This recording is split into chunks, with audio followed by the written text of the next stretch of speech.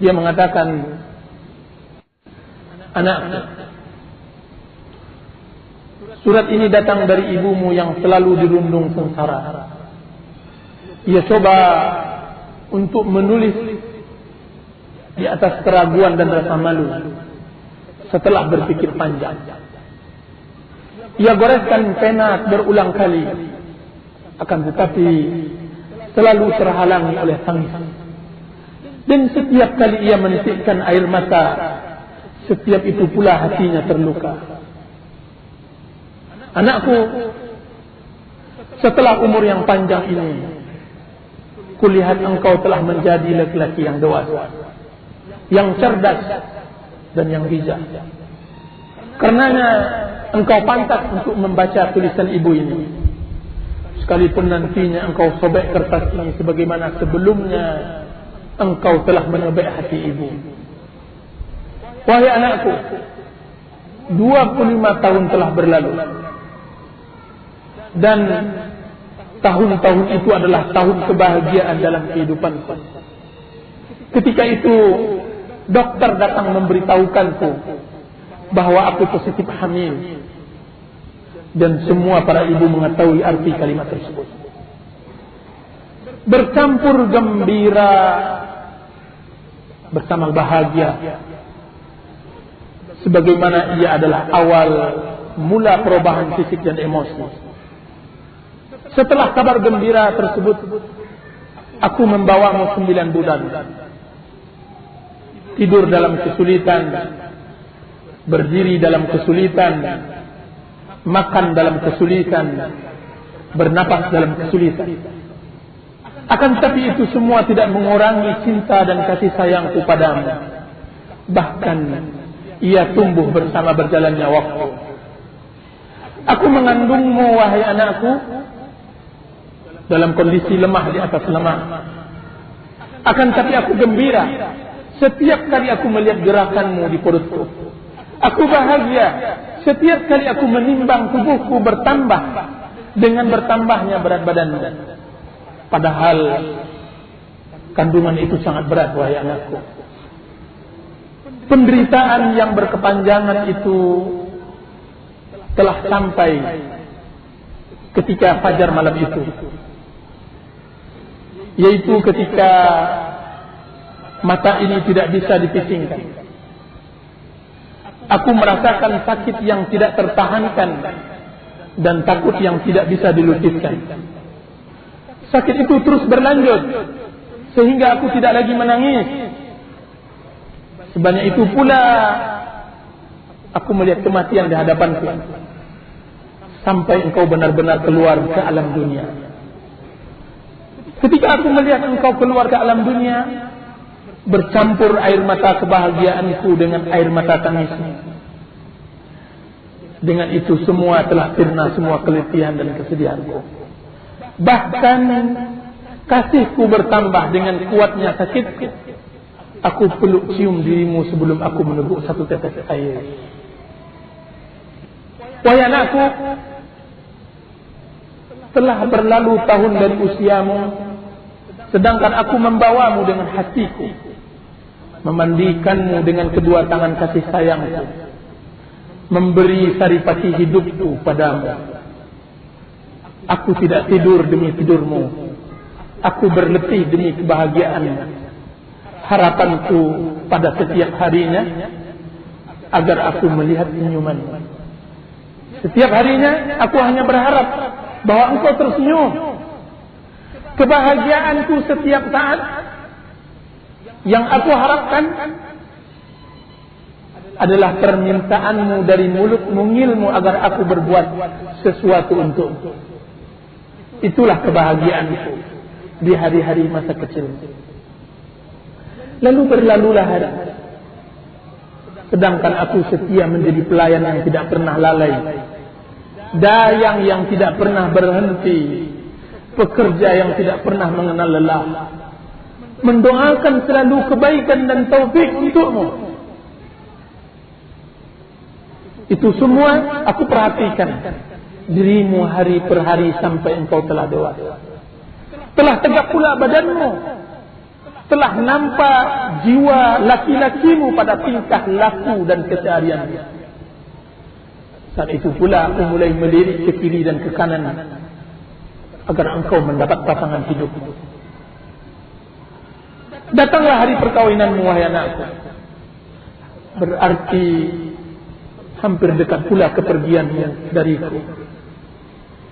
Tatkala itu hatiku serasa teriris, air mataku mengalir, bercampur kebahagiaan dengan kesedihan. Bagaimana pula tidak, aku bahagia karena engkau akan mendapatkan pasangan. Akan tetapi bersamaan dengan itu, aku sedih karena engkau pelipur hatiku akan berpisah denganku. Waktu pun berlalu, seakan-akan menyeretnya dengan berat. Kiranya setelah perkawinan itu aku tidak lagi mengenal dirimu. Waktu sudah berlalu, setelah engkau menikah, setelah engkau berkeluarga, setelah engkau bawa boyong istrimu dan anak-anakmu dari rumah. Waktu bagiku ada terasa lambat, sangat lambat. Perkawinan itu menyebabkan engkau tidak lagi mengenal diriku. Senyummu telah sirna di hadapan, sebagaimana sirnanya matahari ditutupi oleh kegelapan malam. Suaramu telah tenggelam, sebagaimana tenggelamnya batu dijatuhkan ke dalam kolam yang hening dan kelam. Aku benar-benar tidak mengenalmu lagi karena engkau telah melupakanku dan melupakan hakku. Terasa lama hari-hari yang kulewati hanya untuk ingin melihat rupamu. Hari-hari yang dilewati terasa lama, hanya ingin untuk melihat rupamu. Detik demi detik ku hitung hanya sebatas untuk mendengar suaramu. Akan tetapi penantian tetap penantian, penantian yang sangat panjang. Aku selalu berdiri di pintu hanya untuk melihat dan menanti kedatanganmu yang tidak pernah kunjung datang. Sampai-sampai setiap kali berdiri di pintu aku menyangka bahwa engkaulah dia, orangnya yang aku tunggu. Setiap kali berdering telepon, aku merasa bahwa engkau yang akan menelpon. Setiap suara kendaraan yang lewat, aku merasa bahwa engkaulah yang datang. Akan tetapi semua itu tidak ada. Penantianku sia-sia, harapanku hancur. Yang ada hanya keputusasaan. Yang tersisa adalah kesedihan dari semua keletihan selama ini. Yang tinggal hanya menangisi diri dari nasib yang memang telah ditakdirkan sengsara. Anakku, ibu tidaklah meminta banyak. Dia tidaklah menagih hal yang bukan-bukan. Satu yang ibu pinta, satu yang ibu harapkan. Sekiranya engkau rela, jadikanlah ibumu ini sebagai sahabat, sekalipun dia sahabat yang jauh dalam kehidupanmu. Dan jangan sekali-sekali engkau jadikan ibumu musuh yang engkau jauhi. Yang ibu tagih kepadamu, wahai anakku, jadikanlah rumah ibumu ini terminal, sekalipun dia adalah terminal yang jauh, agar engkau dapat pula sekali-kali singgah, sekalipun hanya 1 detik. Jangan sekali-kali engkau jadikan rumah ibumu ini adalah tempat sampah yang memang engkau tidak pernah mengunjunginya. Anakku, telah bungkuk pula punggungku, bergemetar tanganku, badanku telah pula dimakan oleh usia, tubuhku telah pula digerogoti oleh penyakit. Berdirinya ibu seharusnya dipapah, duduknya ibu seharusnya dibopong. Akan tetapi walaupun begitu, cintaku kepadamu masih seperti dulu. Masih seperti lautan yang tidak pernah kering. masih seperti angin yang tidak pernah berhenti. Sekiranya engkau dimuliakan satu hari saja oleh seseorang, tentu engkau akan membalas kebaikannya dengan kebaikan. Akan tetapi ibumu yang telah berbuat banyak kepadamu, yang telah berlarut berletih-letih kepadamu, mana balas budimu, wahai anakku? Mana balasan baikmu? Sampai begitu keraskah hatimu setelah berlalunya hari, setelah berselangnya waktu, setelah engkau meninggalkan ibumu di sudut rumah yang sepi lagi hening ini? Wahai anakku, setiap kali aku mendengar engkau bahagia dengan hidupmu, setiap itu pula bertambah kebahagiaan. Bagaimana tidak pula aku bahagia karena engkau adalah gerakan kedua tanganku. Kiranya dosa apa yang telah aku perbuat sehingga engkau jadikan musuh bebuyutan. Ini risalah seorang ibu. Dosa apa wahai anak? Kiranya engkau menjadikan aku musuh bebuyutan. Engkau musuhi, engkau tidak pernah sapa, tidak pernah kunjungi, tidak pernah hampiri. Apakah aku pernah salah satu hari dalam bergaul denganmu? Atau aku pernah berbuat lalai dalam melayanimu? Tidak dapatkah engkau menjadikanku pembantu yang hina dari sekian banyak pembantumu yang mereka semua telah engkau beri upah, dan mereka semua engkau telah berikan perlindungan? Mana upahku wahai anak? Mana ganjaranku? Mana jatahku untuk? Kenapa engkau tidak memberikan sedikit perlindungan di bawah naungan kebesaranmu? Kenapa engkau tidak anugerahkan sedikit kasih sayangmu demi pengobatan derita orang tua yang lemah ini? Padahal Allah Subhanahu wa taala mencintai orang yang dermawan dan baik. Hal jazaa'ul ihsanu illa al-ihsan? Bukankah ganjaran yang baik seharusnya dibalas dengan ganjaran yang baik? Yang ibu pinta di hari-hari akhir ibu ini adalah hanya untuk melihat wajah. Aku tidak menginginkan yang lainnya. Aku tidak menginginkan hartamu yang banyak, tidak menginginkan kebesaranmu yang luas, tidak menginginkan tahtamu yang tinggi. Yang ibu inginkan hanya wajahmu di hadapan. Wahai anakku, hatiku serasa teriris, air mataku mengalir, sedangkan engkau masih sehat walafiat. Karena orang-orang mengatakan bahwa engkau adalah seorang yang supel dalam pergaulan. Engkau adalah seorang yang dermawan di dalam pemberian. Engkau adalah orang yang berbudi di dalam masyarakat. Akan tapi mana supelmu kepada ibumu? Mana dermawanmu kepada ibumu? Mana budimu kepada ibumu? Anakku, apakah hatimu tidak tersentuh terhadap seorang wanita tua yang lemah, yang telah binasa dimakan oleh rindu, berselimutkan selalu kesedihan dan berpakaian selalu kedukaan? Karena engkau,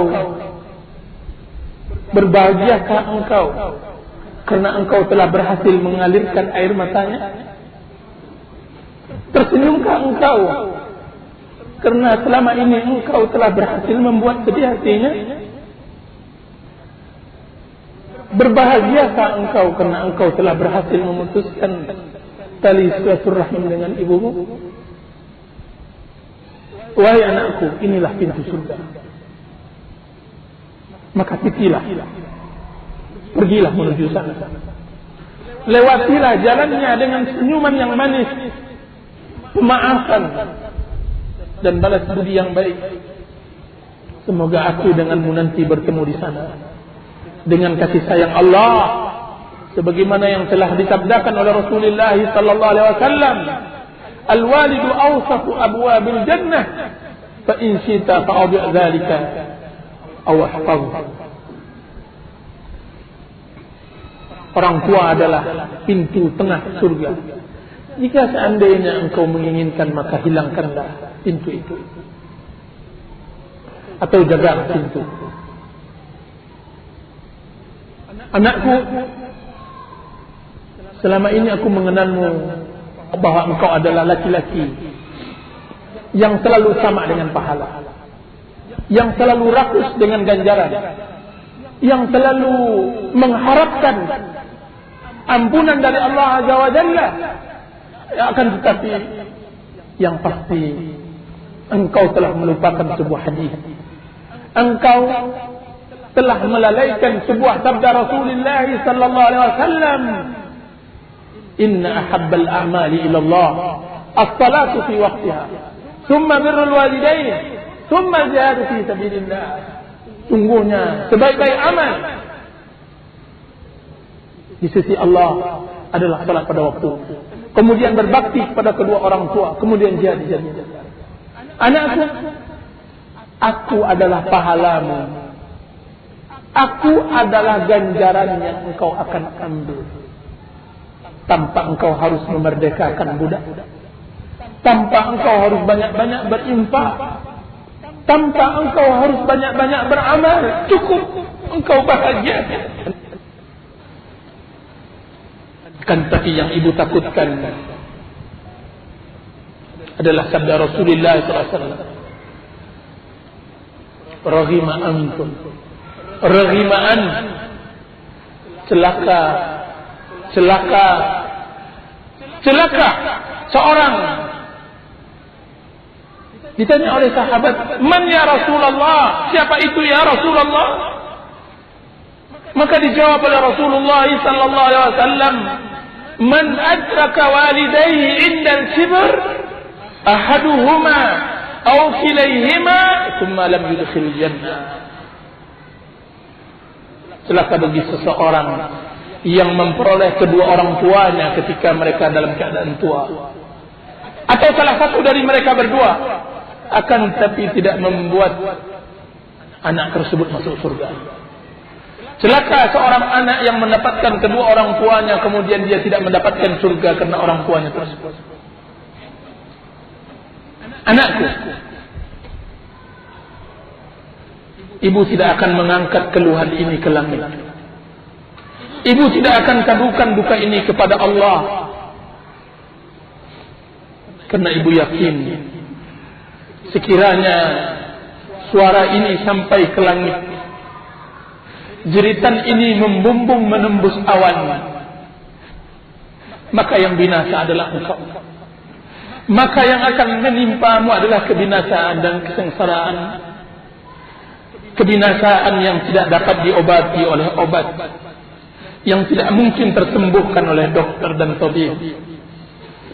Bagaimana pula aku akan mengangkatnya ke langit, padahal engkau adalah jantung hatiku.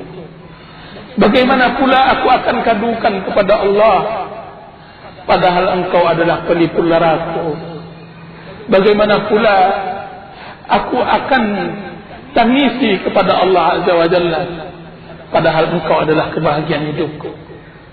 Bangunlah nak, uban sudah mulai merambat di atas kepalamu. Akan berlalu masa sehingga engkau akan menjadi tua pula. Dan al-jaza'u min jinsil amal. Sebagaimana engkau berbuat, engkau akan diperlakukan hal yang sama. Ganjaran sesuai dengan apa yang engkau perbuat. Aku tidak ingin engkau nantinya menulis surat dengan air matamu kepada anak-anakmu, sebagaimana aku telah menulisnya dengan air mataku kepadamu. Anakku, bertakwalah kepada Allah tentang ibumu. Peganglah kakinya, sesungguhnya surga di kakinya. Basuhlah air matanya, balurlah kesedihannya, kencangkan tulang ringkihnya, kokohkan badannya yang laku itu. anakku, setelah engkau membaca surat ini, maka terserah engkau. Apakah engkau akan sadar dan akan kembali kepada ibumu, atau engkau menyobek surat ini? Kan tapi barang siapa yang menanam, niscaya dia pula yang akan menuai. Wassalamualaikum warahmatullahi wabarakatuh. Dari ibumu yang selalu mencintai. Nah, inilah risalah seorang ibu kepada anaknya. Mudah-mudahan Allah Subhanahu wa taala mengumpulkan seorang anak ke pangkuan ibunya, dan Allah Subhanahu wa taala menganugerahkan kasih sayangnya kepada orang tuanya, memberikan taufik untuk berbakti kepada ibunya terkhusus.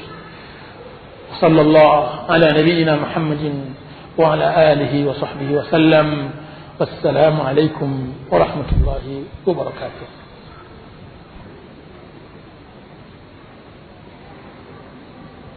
Di sini ada pertanyaan, bagaimana berbaktinya seorang wanita yang sudah menikah? Apakah tetap wajib atau harus meminta izin dahulu suami jika ingin memberinya? Bahwa pernikahan tidak menghalangi untuk berbakti kepada orang tua. Sebaliknya, seharusnya pernikahan akan mendorong berbakti kepada orang tua. Rumah tangga yang tidak dibangun atas perbaktian kepada orang tua, maka dia bukanlah rumah tangga Islami. Dia bukanlah rumah tangga sakinah. Rumah tangga sakinah adalah rumah tangga yang mengerti akan hak dan kewajibannya, mengerti akan hak seorang anak, mengerti hak seorang ayah, mengerti hak seorang ibu. Rumah tangga yang sakinah dialah rumah tangga yang kedua belah pihak, sang suami dan sang istri, sama-sama memberi dukungan agar kedua-duanya berbakti kepada orang tuanya. Sama-sama memberi dukungan. Karena berbakti tersebut bukanlah sebuah dosa dan kesalahan. Berbakti itu adalah pahala, ganjaran. Apa gunanya hidup kalau seandainya kita tidak mau lagi mendapatkan pahala dan ganjaran? Kalau seandainya sebuah rumah tangga, kalau seandainya sepasang suami istri tidak lagi mengharapkan dan tidak lagi mau akan pahala dan ganjaran, maka hancurlah rumah tangga tersebut. Campakkan rumah tangga itu. Rumah tangga yang ingin mengharapkan surga, rumah tangga yang ingin mendapatkan pahala dari Allah, adalah rumah tangga yang dibangun atas perbaktian kepada kedua orang tua.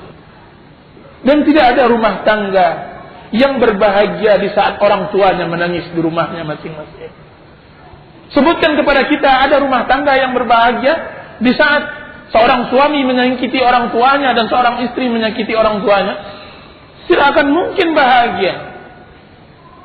Berarti kita katakan bahwa seorang istri dan seorang suami hendaknya saling mendukung, saling menguatkan, saling memberi masukan di dalam berlomba-lomba untuk menuai kehidupan akhirat. Bagaimana kedudukan ibu suami? Apakah sama dengan ibu sendiri? Ibu suami tidak sama dengan ibu sendiri. Bagaimana sama? Sedangkan secara fitrah dia tidak sama. Secara kenyataan dia tidak sama. Akan tetapi bakti seorang istri kepada ibu suami tidak lain dan tidak bukan karena perbaktian dia kepada seorang suami. Karena ingin dia berkibar kasih sayang di rumah tangga tersebut. Karena tidak ada yang dapat membahagiakan seorang suami kecuali ketika sang istri pandai mengambil hati ibunya.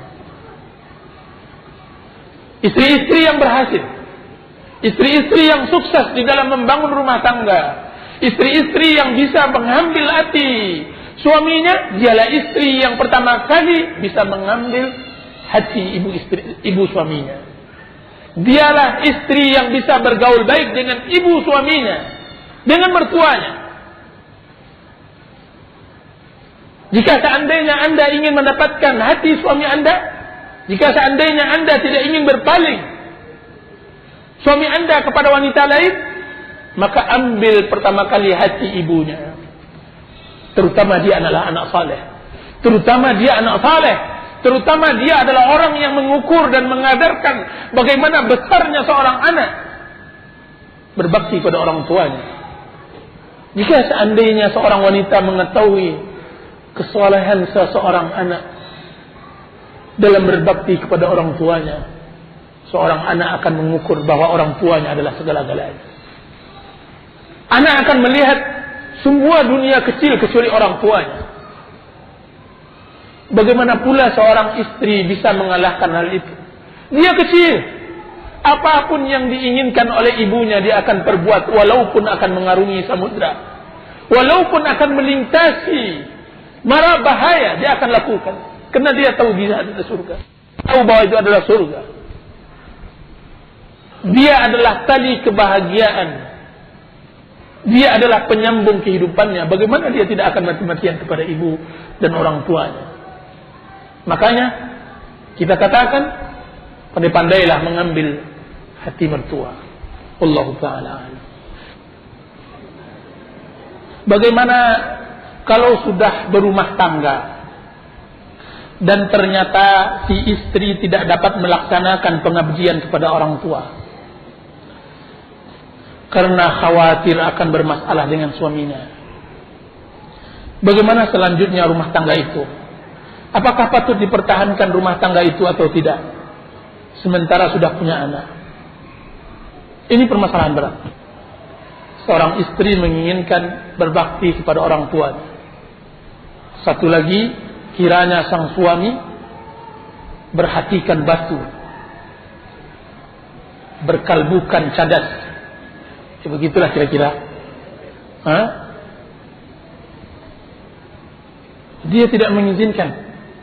Akan tapi adakah yang seperti ini seorang suami dengan kepintaran dan keahlian dan kefitrahan seorang wanita yang pandai menggoda, yang pandai meluluhkan hati? Saya takut pertanyaan ini hanya karena tidak pandainya kita menggoda seorang suami, hanya karena kita tidak pandai meluluhkan hatinya. Saya rasa tidak ada seorang suami yang berkeinginan seperti ini, kecuali karena hal-hal yang lain. Maka seharusnya diperjelas apa penyebab seorang suami tidak mau kita berbakti kepada orang tua kita sendiri. Mesti ada penyebabnya, mesti ada permasalahannya. Karena di dalam banyak permasalahan rumah tangga, saya rasa tidak ada seorang suami yang akan melarang istrinya berbakti kecuali sesuai dengan koridor. Akan tetapi jika seandainya berselang hari, tidak berselang 1 atau 2 hari, kecuali telah dikirimkan pula kue, di dalam kue itu ada emas, baru bermasalah. Kiranya sang istri pantas layak dimarahi suami, dia mengirim kekayaan suaminya untuk keluarganya. Jangankan orang tersebut, saya pun bisa marah. Kalau ada istri yang begitu, ditanam ke dalam lepat, ditanam ke dalam kue bolu, zahirnya lepat, zahirnya kue bolu, batinnya emas permata, intan berlian, subhanallah. Ini ya membuat meradanglah suami tersebut. Saya berletih, berpeluh, bertegang urat mencari uang, engkau menguangkan ke keluargamu, enyahlah engkau wahai wanita. Nah, terjadilah pertengkaran nanti. Jadi pertanyaannya kayaknya harus diperjelas dahulu apa penyebabnya. Akan tapi mudah-mudahan dengan keahlian seorang wanita dalam merayu suaminya, insyaallah kita harapkan itu akan bisa berjalan baik. Mudah-mudahan ada manfaatnya. Sallallahu ala nabiyyina Muhammadin wa ala alihi wa sahbihi wasallam. Wassalamu alaikum warahmatullahi wabarakatuh.